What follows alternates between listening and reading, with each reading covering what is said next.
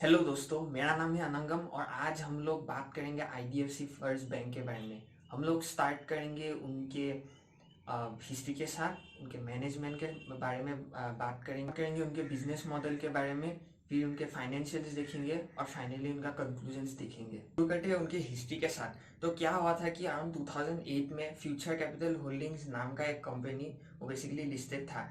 तो future capital जो पूरा ग्रुप है उसका पार्ट था। तो जो सीईओ है वो थे मिस्टर किशोर बियानी जी।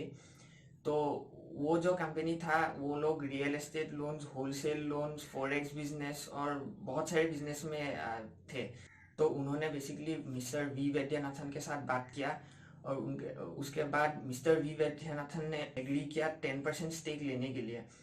तो उसके बाद क्या हुआ कि 2012 में उन्होंने जो बेसिकली उनका फॉरेक्स बिजनेस, होलसेल लेंडिंग और रियल एस्टेट लेंडिंग बिजनेस, वो सब उन्होंने डीमर्ज कर दिया और बंद कर दिया और पूरा जो फोकस है वो रिटेल लेंडिंग में फोकस कर दिया।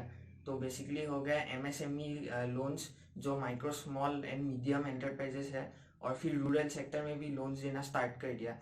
तो ऐसे ही उन्होंने एक बहुत ही अच्छी ग्रोथ दिखाई और उनका एयूएम भी बहुत बढ़ गया। तो बेसिकली उसके बाद उन्होंने ये प्रूव कर दिया कि टेक एनेबल एनबीएफसी बनाया जा सकता है through Warburg Pincus. Mister V Vaidyanathan ने एक मैनेजमेंट बायआउट किया, जो बेसिकली पूरा मैनेजमेंट ने एक बहुत ही बड़ा स्टेक मैनेजमेंट ने खरीद लिया। तो अभी क्या हुआ कि जो आईडीएफसी लिमिटेड था वो एएमसी बिजनेस में थे और उनका इंफ्रास्ट्रक्चर लोन बुक भी था। पर उन्होंने क्या किया कि 2014 में उनको अप्रूवल मिल गया बैंकिंग लाइसेंस के लिए, और अराउंड 2015 में उन्होंने जो अपना इंफ्रास्ट्रक्चर लोन बुक है उसको डाइवेस्ट कर दिया और आईडीएफसी बैंक करके उसको डीमर्ज कर दिया। और उनके जो सीईओ थे वो मिस्टर राजीव लाल थे। तो अभी क्या हुआ कि ये जो इंफ्रास्ट्रक्चर लोन बुक है इसमें आपको बहुत बड़े बड़े जो लोन के टिकट साइज है वो बहुत बड़े बड़े हैं। और कोई इकोनॉमी में प्रॉब्लम चलता है तो एक ही अगर लोन फॉल्ट में आता है तो पूरा आपका जो लोन बुक है उस लोन बुक में आपका बहुत बड़ा एनपीए दिखता है। और पहला तो ये कारण हो जाता है, और सेकेंड ये प्रॉब्लम होता है कि इनका जो इंफ्रास्ट्रक्चर लोन बुक है ये बहुत ही कम यील्ड में आपको इंटरेस्ट मिलता है। तो बेसिकली आपका जो नेट एनआईएम है, नेट इंटरेस्ट मार्जिन, मतलब आप जितने आप इंटरेस्ट से आप बोरो करते हो और आप लेन करते हो उसका जो बीच का गैप है वो बहुत ही कम होता है। और आईडीएफसी बैंक हार्डली 2% से भी कम अर्न कर रहे थे। तो उसके बाद क्या हुआ कि कैपिटल फर्स्ट जो था एक एनबीएफसी था। तो वो मिस्टर वी वैद्यनाथन का पहले ही प्लान था कि वो बैंकिंग लाइसेंस लेंगे, ताकि बिकॉज बैंकिंग लाइसेंस लेने से उनको बहुत सारी एम्पल अपॉर्चुनिटीज मिल जाती है। जैसे आप क्रेडिट कार्ड्स इशू कर सकते हो, फिर आप कासा से पैसा आप रेज कर सकते हो, meaning current account, saving account से पैसे।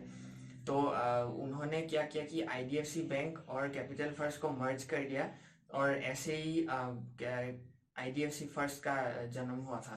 तो अभी हम लोग बात करेंगे आईडीएफसी फर्स्ट बैंक के मैनेजमेंट के बारे में। तो अभी आज करेंटली उनका सीईओ और एमडी है मिस्टर वी वैद्यनाथन। तो मिस्टर वी वैद्यनाथन ने पहले सिटी बैंक में काम किया था फ्रॉम 1990 टू 2000, और उसके बाद उन्होंने आईसीआईसीआई बैंक में ज्वाइन किया। और फिर जब आईसीआईसीआई बेसिकली तब एक बैंक नहीं था, एक डीएफआई था। तो वो टाइम में आईसीआईसीआई बैंक बेसिकली अपना रिटेल जो बिजनेस है वो जस्ट स्टार्ट करा था, और उनका एक बहुत ही बड़ा हाथ है उसमें। और उन्होंने बहुत उनका ही अंदर में जो रिटेल लोन का बिजनेस है उन्होंने ग्रो किया, और उसमें उन्होंने बहुत ही उधर में एक बहुत ही अच्छा डेमोन्स्ट्रेशन दिया। और उसके बाद उनको आईसीआईसीआई प्रूडेंशियल लाइफ का सीईओ बना दिया। 2010 में उन्होंने आईसीआईसीआई छोड़ दिया और जो कैपिटल फ्यूचर होल्डिंग्स है उधर में ज्वाइन कर लिया। फिर उसके बाद तो आपको पता है क्या। तो अभी बात करते हैं उनके बिजनेस मॉडल के बारे में। तो बेसिकली ये जो बैंक है ये एमएसएमई लोन्स देती है, जो micro small and medium enterprises होता है। तो उसके अंदर बेसिकली स्मॉल एंटरप्रेनर्स और आपका जो माइक्रो बिजनेस में लोन देते हैं, जो बेसिकली रूरल एरिया के छोटे छोटे उनका बिजनेस चला रहे हैं। और उसके बाद ये लोग रूरल लोन्स देते हैं जहाँ पे ये लोग जॉइंट, तो फिर जॉइंट ग्रुप लोन्स देते हैं जो बेसिकली जेएलजी होता है, और फिर तो सैनिटेशन लोन्स देते हैं, और फिर घर के छोटे मोटे रिपेयर इनोवेशंस के लिए लोन देते हैं। फिर इसके बाद आता है कंज्यूमर लोन्स, जो बेसिकली आपके कंज्यूमर ड्यूरेबल्स के लिए लोन देते हैं। इसका मतलब आपका फ़ोन्स हो गया, माइक्रोवेवन, फिर रेफ्रिजरेटर, ये लैपटॉप, ये सब टाइप की चीज़। फिर आपको ऑटो लोन हो गया, और कार लोन हो गया, और येज लोन भी देते हैं जो बेसिकली होम लोन्स है, और loans against loan against property होता है। तो ये जो बेसिकली लोन्स है, इस ये सब देखने के बाद हमें ये पता चलता है कि ये लोग ऐसे जगह में लोन देते हैं जो थोड़ा अनडिजर्व्ड है, और ट्रेडिशनल बैंक्स अनडिजर्व्ड सोचते हैं, और यही कारण के लिए थोड़ा रिस्की हो जाता है, पर जो लोन बुक का यील्ड होता है वो बहुत ही हाई होता है, और यही कारण की वजह से इनका जो मार्जिन्स है वो भी काफ़ी हाई है। और बिकॉज ये लोग ज़्यादा हाई यील्ड में लोन दे सकते हैं, इसीलिए वो अपना जो सेविंग्स अकाउंट है उधर में 7% इंटरेस्ट अफोर्ड कर सकते हैं। बिकॉज अगर आप HDFC या कोटक बैंक के साथ कंपेयर करोगे, उनका जो पूरा लोन बुक का यील्ड है वो काफ़ी कम है। तो 7% इंटरेस्ट देने से उनका जो नेट इंटरेस्ट मार्जिन है वो काफ़ी कम हो जाएगा, और उनको प्रॉफिटेबल रहना मुश्किल हो जाएगा। पर इसमें एक प्रॉब्लम भी आ जाता है कि ये जो रूरल एरिया में लोन्स देते हैं, फिर MSMEs को लोन देते हैं, ये लोग इनका जो बेसिकली सॉफ्टवेयर है वो इनके कैश फ्लोज को देख के लोन देते हैं। तो प्रॉब्लम ये होता है कि अगर इकोनॉमी में कोई ऐसा प्रॉब्लम हो जाता है जिसके लिए उनका जो जॉब्स है वो चले जाते हैं, तो ये जो आपका सॉफ्टवेयर है वो बहुत सारे एजम्पशंस के बेस में है। तो अगर कोई अनप्रेसिडेंटेड चीज़ हो जाता है इकोनॉमी में, तो वो उनका जो कैश फ्लोज है और वो जो एजम्पशंस है वो सब गलत हो जाते हैं, और उसके वजह से ये बोलना बहुत मुश्किल हो जाता है कि वो लोन बाद में पे कर पाएंगे कि नहीं। और यही चीज़ हमको अभी कोरोना पेंडेमिक में भी देखने को मिल रहा है, और जिसके वजह से इनका जो नेट नॉन परफॉर्मिंग एसेट्स है वो काफ़ी जंप हो गए हैं। और इसके बारे में हम लोग बात करेंगे फाइनेंशियल्स में। तो अभी बात करते हैं इनके फाइनेंशियल्स के बारे में, और शुरू करते हैं इनके इनकम स्टेटमेंट के साथ। तो जैसे कि आप देख सकते हैं इनके जो प्रॉफिट आफ्टर टैक्स है वो 130 करोड़ है। अभी ये जो बैंक है ये अभी भी एक इन्फेंसी स्टेज में है, और इनका जो फाउंडेशन है वो अभी भी बन रहा है। तो इस कारण से 130 करोड़ जो है ये उन्होंने बहुत ही छोटा प्रॉफिट रिपोर्ट किया है। एक्चुअली ये बस आई थिंक 4 क्वार्टर्स पहले ही प्रॉफिटेबल हुए हैं। तो ये कारण की वजह से हम लोग इनका जो प्रॉफिट है ये देख के इनको जज नहीं कर सकते। तो अभी मिस्टर वी वैद्यनाथन ने जो बोला था कि उनका जो विजन है ये एक फुल्ली फ्लेज रिटेल बैंक बनाना है। तो यही कारण की वजह से रिटेल बैंक जो है उनका जो पहला स्टेज होता है पहले कुछ साल में, इनको बहुत ही ज़्यादा इन्वेस्टमेंट्स करना पड़ता है ब्रांचेस ओपनिंग के लिए, और बहुत सारे प्रोविजन भी बनाने पड़ते हैं। और यही आप देख सकते हैं ये बैंक के क्योंकि इतना सारा प्रोविजंस बना रहे हैं और ब्रांचेस खोल रहे हैं, इस कारण की वजह से आप इनके जो ऑपरेटिंग एक्सपेंसेस देखोगे वो 1,842 करोड़ है, और वो 24% से बढ़ा है क्वार्टर एंड क्वार्टर। और यही जो चीज़ है हम लोगों को प्रॉब्ली देखना पड़ेगा कुछ टाइम के लिए। ये जितना ज़्यादा ये बैंक ग्रो करेगा, इसका जो ऑपरेटिंग एक्सपेंस है वो भी बढ़ते जाएगा, क्योंकि इनके खर्चे भी और बढ़ते जाएंगे, क्योंकि जैसे ही ग्रो करे और ब्रांचेस खोलेंगे और भी एक्सपेंसेस करना पड़ेगा। और प्रोविजंस भी देखोगे, ऑल्दो अभी प्रोविजंस जो है उनके जो मेजर प्रोविजंस है वो ऑलरेडी हो चुका है अकॉर्डिंग टू मैनेजमेंट, और जैसे ही ये प्रोविजंस कम होते जाएंगे आपको इसके जो प्रॉफिट्स है वो दिखने लग जाएंगे। तो आप देख सकते हो कि pre provisioning profit around 773 crore है। तो जैसे कि मैंने बताया, जब प्रोविजंस कम होते जाएगा इन द फ्यूचर, ये जो प्री प्रोविजनिंग ऑपरेटिंग प्रॉफिट है ये ऑटोमेटिकली आपका जो प्रॉफिट्स है उधर में आपका रिफ्लेक्ट होने लगेगा। अभी जो पेंडेमिक हुआ था यही कारण की वजह से बैंक्स थोड़ा कंजर्वेटिव हो रहा है और इसलिए प्री प्रोविजनिंग प्रॉफिट भी आपको क्वार्टरली जो है आपको थोड़ा सा डी ग्रोथ होगा। और ये एक अ, बुरी चीज़ नहीं है, ये एक अच्छी चीज़ ही है एक्चुअली, क्योंकि इसका मतलब जो है कंपनी एग्रेसिवली लोन नहीं दे रहा है ये टाइम में, बिकॉज जैसे कि आपको पता होगा जॉब लॉसेस हुए हुए थे। और ये बेसिकली बोल रहे हैं कि बैंक थोड़ा कंजर्वेटिव हो रहे हैं, जो जो एक्चुअली अच्छी चीज़ ही है। तो अभी देखते हैं उनके एसेट और बोरोइंग साइड।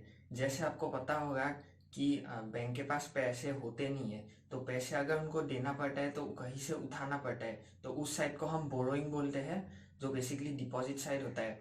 और जब पैसे देते हैं तो उस जो लोन होता है उसको हम लोग एसेट्स बोलते हैं। तो जैसे कि आप देख सकते हैं जब मर्जर हुआ था, इनके जो बोरोइंग साइड है, जो डिपॉजिट साइड है, उनका कासा काफ़ी कम था। तो इन्होंने क्या किया कि इन्होंने सेविंग्स अकाउंट में 7% इंटरेस्ट ऑफर करने लगा, जिससे कि उनका कासा बहुत ही तेज़ी से उन्होंने बढ़ा लिया। तो यही कारण की वजह से इनका जो रिटेल डिपॉजिट्स है, बेसिकली रिटेल कासा और रिटेल टर्म डिपॉजिट्स, वो एक बहुत ही बड़ा परसेंटेज है पूरा बोरोइंग्स में से। तो ये इससे क्या एडवांटेज होता है कि जो रिटेल डिपॉजिट्स है ये छोटे छोटे बहुत सारे डिपॉजिट्स होते हैं। तो ये कारण की वजह से अगर कोई एक बंदा उसको विड्रॉ करते हैं पैसे को, तो उनको वो वापस देने में प्रॉब्लम नहीं होती है, क्योंकि ये एक बहुत ही छोटा अमाउंट होता है। तो लॉन्ग रन में ये बैंक को बहुत ज़्यादा स्टेबिलिटी देता है। अभी बात करते हैं उनके एसेट साइड से। तो एसेट साइड में आप देख सकते हो कि बहुत बड़ा जो परसेंटेज है वो होलसेल और इंफ्रास्ट्रक्चर में था ड्यूरिंग मर्जर। और अभी ये क्यों हुआ है, ये आईडीएफसी बैंक का जो एसेट्स है, क्योंकि कैपिटल फर्स्ट जो था उनका जो एसेट बुक था वो एकदम साफ और लो एनपीए वाला रिटेल बुक था। पर जो आईडीएफसी बैंक का था होलसेल और इंफ्रास्ट्रक्चर, उधर से बहुत सारा एनपीएस निकल रहा था। तो मिस्टर वैद्यनाथन ने क्या किया कि यही जो होलसेल का बुक है उसके लिए प्रोविजन करने लगा, और जो कैपिटल फर्स्ट का रिटेल बुक था उसको ग्रो करने लगा। तो आप देख सकते हो कि उन्होंने मर्जर के टाइम में गाइडेंस दिया था कि बाई 2025-26 इनका जो लोन बुक है वो पूरा 70% रिटेल होगा, 30% होलसेल रहेगा, और इंफ्रास्ट्रक्चर और पूरा नील कर देंगे। तो वही काम वो बहुत ही सुंदर तरीके से कर रहे हैं। और ऑलरेडी 60-65% इनका जो रिटेल लोन्स है वो पहुंच चुके हैं। इधर से एक और एडवांटेज हो रहा है जो हम देख सकते हैं। अभी एनआईएम जो है, नीम, इनका बढ़ रहा है। और ये क्यों हो रहा है, क्योंकि इनके जो रिटेल लोन है उसका जो यील्ड होता है वो काफ़ी हाई है। और क्योंकि ये लोग सेविंग्स में 7% दे रहे हैं, जो पहले जब कैपिटल फर्स्ट 8% दे रहे थे, अराउंड 8 to 8.15%, तो इनका जो इससे बोरो कर रहे हैं वो भी कम हो रहा है। और क्योंकि रिटेल लोन्स जो है वो भी बढ़ रहे हैं पूरा लोन बुक में, और होलसेल तो घट रहा है, तो इसके लिए इनका जो मार्जिन्स है वो एक्सपेंड हो रहा है, स्प्रेड इनका एक्सपेंड हो रहा है। तो धीरे धीरे धीरे इनका जो एनआईएम है वो भी बढ़ते जाएगा।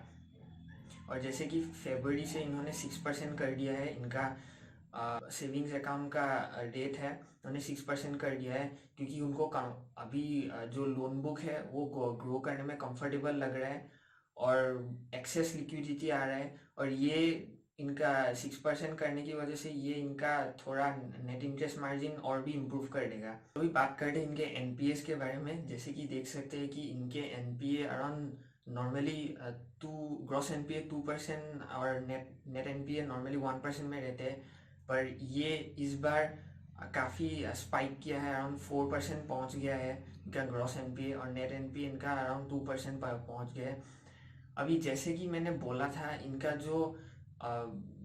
जो सेगमेंट में ये लोग लोन देते हैं वो थोड़ा रिस्की सेगमेंट हो जाता है, और अनरिजर्व वाला सेक्शन हो जाता है। इसलिए इनके जो अगर मैंने जैसे कि बोला कि अगर कुछ इकोनॉमी में प्रॉब्लम हो जाता है और जॉब लॉसेस होते हैं, तो ये जो डिफ़ॉल्ट है ये काफ़ी बढ़ जाते हैं, क्योंकि इनका जो सॉफ्टवेयर है वो बेसिकली इनके कैश फ्लोज देखते हैं। पर अगर जॉब ही इनका चला गया है तो इनका कैश फ्लोज आप कैसे देख सकते हो? तो इस वजह से इनका जो एनपीएस है वो बढ़ जाते हैं। तो इसके बाद कैपिटल एडिक्वेसी रेशियो इनका थोड़ा कम साइड में है, क्योंकि ऐसे जो बैंक्स है थोड़ा रिस्की सेगमेंट में लोन देते हैं। तो इनके लिए थोड़ा ज़रूरी होता है कि कैपिटल एडिक्वेसी रेशियो थोड़ा हाई हो, जैसे कि 18 to 20% में होना चाहिए, 18-19% में होना चाहिए, क्योंकि इनका जो एनपीएस है वो थोड़ा बढ़ सकता है और तब उनको अगर प्रोविजंस बनाना पड़ेगा तो उनका सीधा प्रॉफिट से बनाने से इनका प्रॉफिटेबिलिटी में इफेक्ट होता है। तो अच्छा होता है कि इसका इनके जो कैपिटल एडिक्वेसी रेशियो है थोड़ा हाई। कंक्लूजन से हमें यही समझ में आता है कि जो मिस्टर विवेद्यानाथन है इन्होंने यही सेगमेंट में बहुत टाइम के लिए काम किया है, तो इनको ये सेगमेंट के बारे में अच्छी जानकारी है, तो ये अच्छी बात है। ऑल्दो जैसे कि ये थोड़ा रिस्की सेगमेंट में लोन देते हैं, तो हम लोगों को काफ़ी क्लोजली देखना पड़ेगा कि इकोनॉमी ठीक से चल रही है कि नहीं। और एक पेन पॉइंट है इस कंपनी की कि इनके जो लेगेसी लोन्स है बेसिकली जो उनके इंफ्रास्ट्रक्चर और होलसेल लोन है। तो आपको पता होगा कि इंफ्रास्ट्रक्चर लोन और इसमें होलसेल में काफ़ी एनपीएस आते हैं। तो ये अभी थोड़ा टेम्पोरेरी पेन देगा, जब तक ये पूरा राइट ऑफ कर नहीं देते तब तक थोड़ा प्रॉब्लम देगा। और इनके जो सी है, कैपिटल एडिक्वेसी रेशियो, ये भी थोड़ा आपको देखना है कि ये कैसे फ्यूचर में ठीक से मेंटेन करते हैं कि नहीं। और फाइनली लास्ट पॉइंट यही है कि क्योंकि ये बैंक अभी इन्वेस्ट कर रहा है, बहुत सारा पैसा इन्वेस्ट कर रहा है, क्योंकि जो ग्रो करने के लिए बहुत सारा पैसा चाहिए। तो ये वजह से आपका जो रिटर्न ऑन इक्विटी है और रिटर्न ऑन एसेट्स है ये आपको थोड़ा कम दिखेगा, क्योंकि ये लोग सब पैसे जो ये इन्वेस्ट कर रहे हैं, और इनका जो कॉस्ट टू इनकम रेशियो है थोड़ा एलिवेटेड दिखेगा। पर एक बार इनका जो फाउंडेशन प्रॉपरली सेटअप हो जाए, मुझे लगता है ये काफ़ी अच्छी तरीके से इनको ग्रो करना चाहिए और प्रॉफिट्स भी अच्छे से पोस्ट करेगा। तो अगर आपको ये वीडियो अच्छा लगा तो लाइक कीजिए, सब्सक्राइब कीजिए और शेयर करिए।